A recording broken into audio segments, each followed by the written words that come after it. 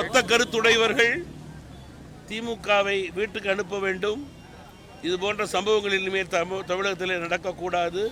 கொலை கொள்ளை திருட்டு பாலியலுக்கு முற்றுப்புள்ளி வைக்க வேண்டும், லஞ்ச லாவண்யத்துக்கு முற்றுப்புள்ளி வைக்க வேண்டும் என்று நினைப்பவர்கள் ஒரு சேர முடிவெடுக்க வேண்டும், குறிக்கோளை நிறைவேற்ற வேண்டும். அந்த குறிக்கோளை பாஜக, அதிமுக, தமாக மற்றும் மொத்த கருத்துடைய கூட்டணிகள் மக்களிடம் எடுத்து சென்று கொண்டிருக்கிறது. எங்களுக்கு துணை நிற்க வேண்டும் என்பதுதான் எங்களுடைய வேண்டுகோள்.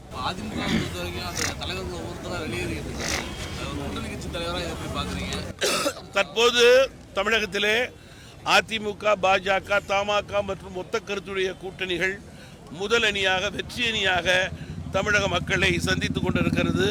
இது தொடரும்.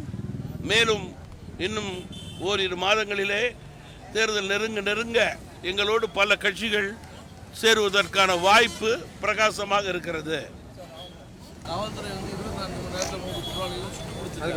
நீங்க ஒவ்வொரு முறையும் ஒரு குற்றம் நடந்த பிறகு அதை நடக்க விட்டு முன்னெச்சரிக்கை நடவடிக்கைகளை முறையாக சரியாக செய்யாமல் அதற்கு பிறகு குற்றவாளியை கண்டுபிடித்த பிறகு நாங்கள் குற்றவாளியை கண்டுபிடித்தோம் என்ற அமைச்சர்கள் தம்பட்டம் அடிப்பது என்பது மிகுந்த வேதனையை தருகிறது, வருத்தத்தை தருகிறது.